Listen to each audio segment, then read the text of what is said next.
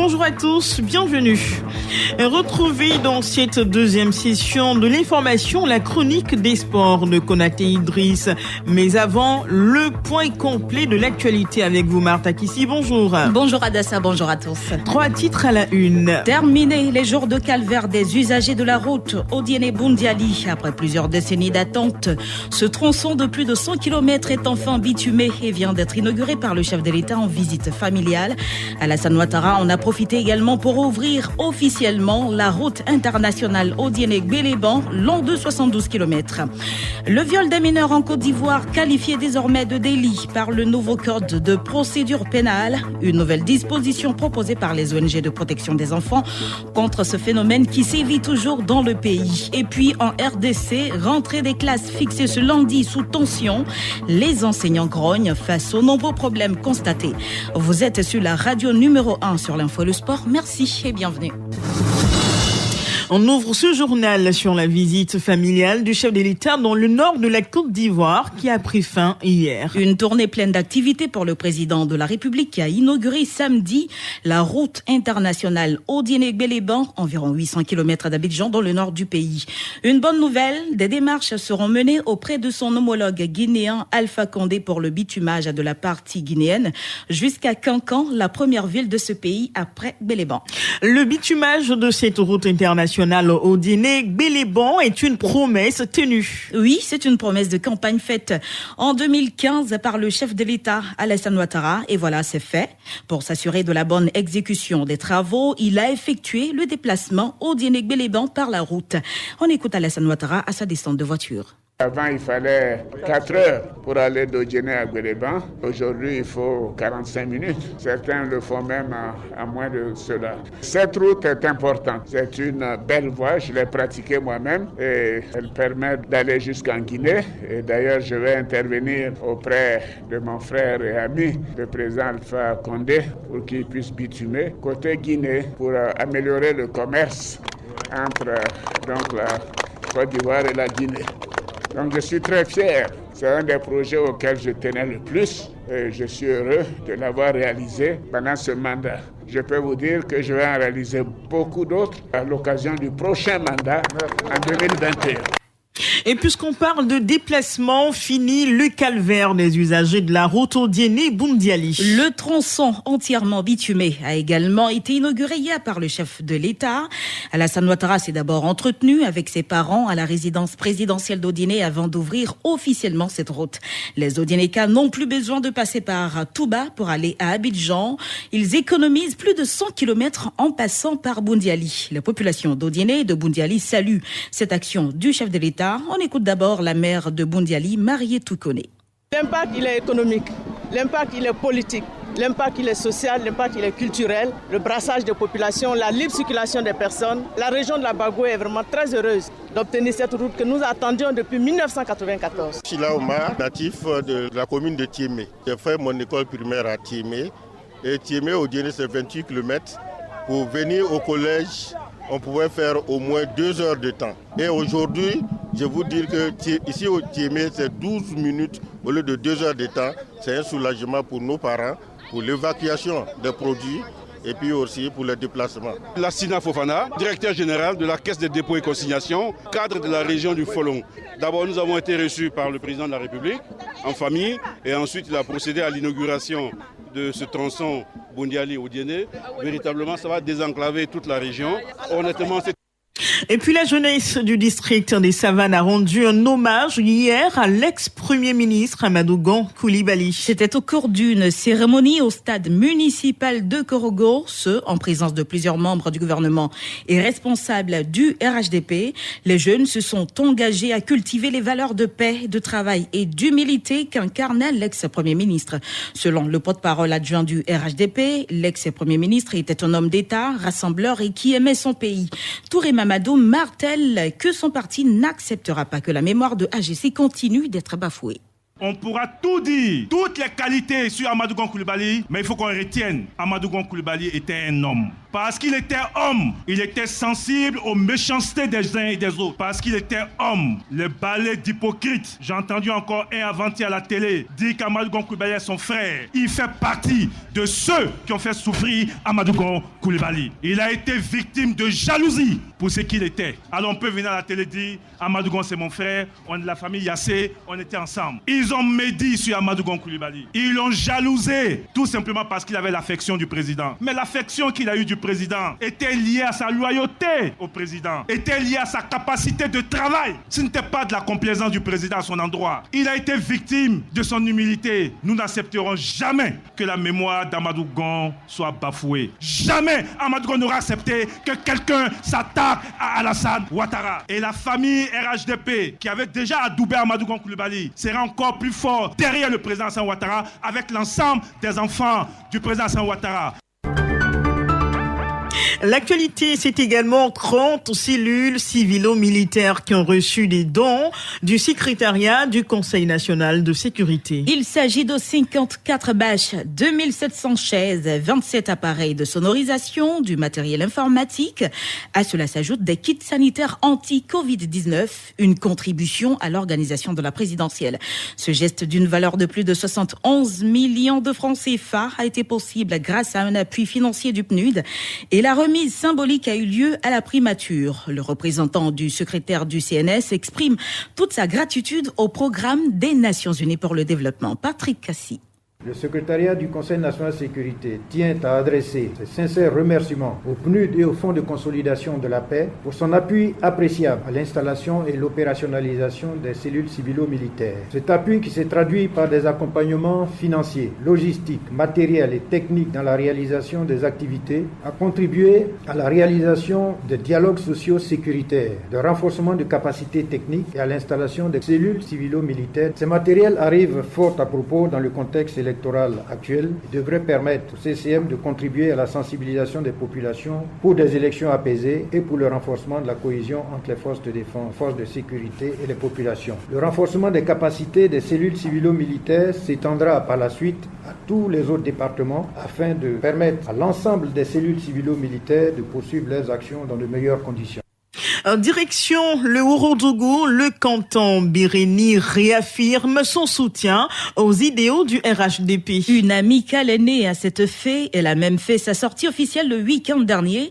Il s'agit de l'amicale des cadres RHDP du canton Béréni. Objectif, mobiliser les populations pour élire le candidat du parti du Rassemblement des Hauts-Fouettistes pour la démocratie et la paix au soir du 31 octobre prochain. On en sait plus avec notre correspondant Alassane Coulibaly. Électrification du village, construction de châteaux d'eau et de salles de classe, autant d'actions du gouvernement menées à Béréni, localité située à 22 km de Séguéla. C'est pourquoi l'amicale des cadres RHDP de ce canton mobilise les populations pour un vote massif afin d'une réélection du chef de l'État Alassane Ouattara. Enza Coulibaly, président des cadres RHDP du canton Béréni. Nous savons que le président est en action pour vraiment améliorer le quotidien de nos parents. Donc pour lui dire merci, nous avons mis en place cette amicale qui va donc se donner la mission d'expliquer à nos parents pourquoi c'est le président Alassane Ouattara qu'il faut voter afin que les travaux déjà commencés puissent être continués pour le bien de la Côte d'Ivoire. Patron de cette rencontre, le coordonnateur régional du RHDP dans le Ourodougou, Bouaké Fofana, a rassuré que le président de la République, une fois élu, va poursuivre l'œuvre de développement entamée à Béréni. La personne qui est la mieux à même de nous apporter ce qui reste, c'est bien Alassane Ouattara. Voyez-vous, celui qui vous a rempli une bouteille à moitié a plus de moyens, a plus de possibilités de remplir cette bouteille pleinement que quelqu'un qui vient avec une bouteille vide. Moi, je suis très heureux pour ce que les cadres du canton Béréni m'ont montré. Ils ont posé des actes forts. Le coordonnateur régional du RHDP a également remis les clés d'un bâtiment neuf de 3 classes offert au village par le défunt Premier ministre Amadou Gon Coulibaly. Alassane Coulibaly, Séguéla, Radio Côte d'Ivoire. Avoir un modèle est aussi gage de réussite. C'est en cela que la Fédération des élèves et étudiants pour le développement du Tonpi a choisi le ministre de la Sécurité et de la Protection civile pour être le parrain de la célébration des meilleurs élèves et étudiants de l'année scolaire et estudiantine dernière. Les méritants au nombre de 35 qui ont réussi avec brio aux examens du CEPE, BEPC, BAC et examens au supérieur ont reçu des bourses et kits scolaires de la part de leurs parrains. Le tout d'un montant de 2 500 000 francs CFA. Quelques récipiendaires s'expriment au micro de notre correspondant Gervais Kwasi. Je suis en classe de seconde C au lycée moderne de Meaux. Je voulais exhorter mes camarades à étudier aussi car eux aussi ils peuvent avoir le prix l'année prochaine. J'ai eu 15,26 de moyenne. Boyaz Dankwale Salomon, élève en seconde C au lycée Kui Mamadou des Zonniers. J'ai eu 16,96. J'ai travaillé dur, je me suis donné à fond, je me suis organisé. J'ai traité beaucoup d'exercices pour arriver à ce point. Je vais être un docteur en anglais. On parle à présent d'une nouvelle disposition dans la protection des mineurs contre le viol en Côte d'Ivoire. La question du viol des mineurs a été largement débattue hier à l'émission Ça nous intéresse, présentée par Paul Philippe.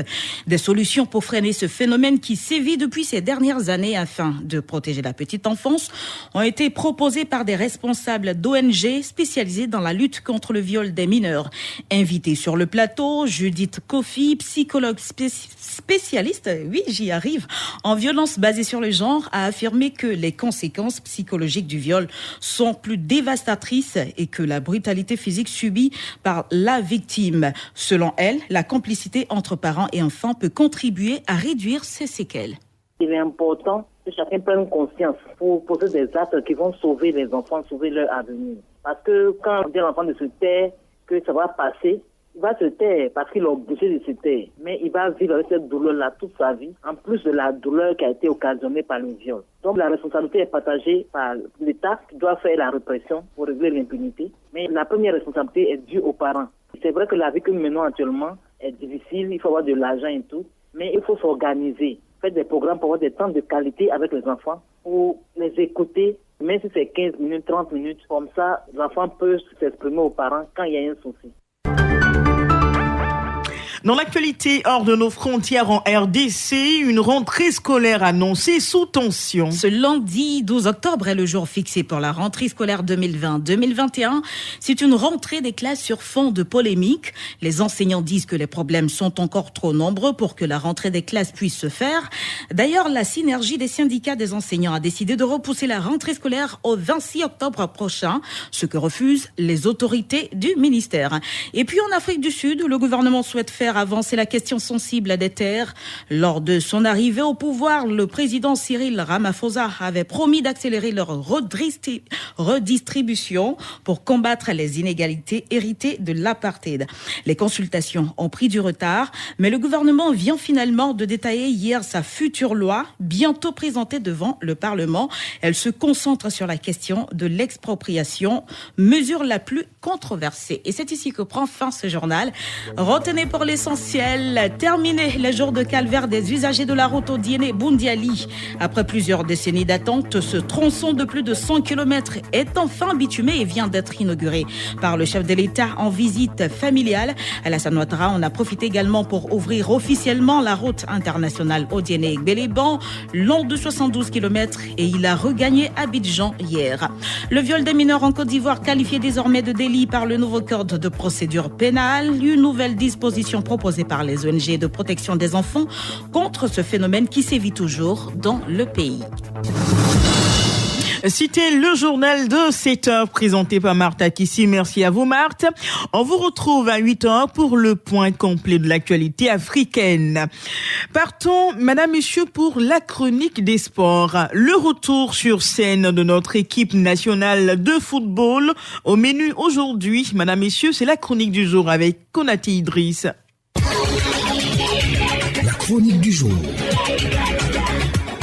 Madame, messieurs, bonjour. Une période de tests ouverte pour les différentes sélections nationales à travers le monde. En ce qui concerne les Africains, c'est un calendrier de 2 matchs amicaux qui a été établi sous les auspices des instances internationales, la CAF, la Confédération africaine de football, adossée à la FIFA. la Fédération internationale de football association. Dans ce cadre, notre 11 national, ayant hérité d'affiches majeures, se retrouve sur la scène et sur le vieux continent. Pour sa première sortie, l'équipe des éléphants, aux prises avec la Belgique, a décroché le nul 1 partout. Les Diables Rouges, ayant été les premiers à marquer, ont été rejoints au score par une équipe des éléphants qui les aura contraints au partage de la poire en deux à l'issue d'une prestation très honorable. La note obtenue par l'entraîneur Patrick Baumel et son groupe fait d'une excellente mixture, nouveaux et anciens cadres, reste le fruit d'un engagement certain et d'une rigueur tactique dont ils ont fait montre et qu'on a pu apprécier à sa juste valeur. L'équipe comprend beaucoup de nouveaux joueurs et l'apport des plus expérimentés parmi les titulaires ou sur le banc de touche semble fort appréciable. En tout cas, l'impression qu'ils nous ont laissée dans leur confrontation face à la Belgique est bonne au-delà du résultat. La sagesse recommande qu'on ne se perde pas d'emblée à lancer des louanges hâtives. Le chemin à parcourir est long sur la voie de la reconstruction après les longs mois d'atermoiement qui ont suivi notre dernier sacre. L'équipe est attendue ce mardi aux Pays-Bas face au Japon et on pourra se faire une bien meilleure idée de sa valeur. L'un des éléments clés qui attire l'attention au sujet de la sélection, c'est le message que porte l'encadrement. L'entraîneur, au regard de son vécu et de sa familiarité avec l'environnement, semble afficher une certaine sérénité et se veut rassurant. Il dit bien connaître les éléphants, non sans rappeler l'aventure glorieuse qui les avait propulsés ensemble sur le toit de l'Afrique, en compagnie d'Hervé Renard, ce chef d'orchestre dont il était le second. En nous en tenant au fait, il veut donc nous amener à rêver, et nous voudrions y croire. Les échéances capitales avancent à grands pas. Les éliminatoires de la CAN 2022, c'est le mois prochain, en novembre. Sur 2 matchs disputés, la moisson reste maigre avec une victoire à l'arraché face au Niger et une défaite concédée devant l'Éthiopie 2-1. Pour les 2 journées à venir, dans 3 semaines, la double confrontation face à Madagascar, le leader du groupe, 2 matchs, 2 victoires, sera déterminante d'abord à Abidjan, puis 3 jours après à Antananarivo. D'ici là, dans le registre des confrontations amicales, le rendez-vous est pris avec le Japon ce mardi à Utrecht, aux Pays-Bas.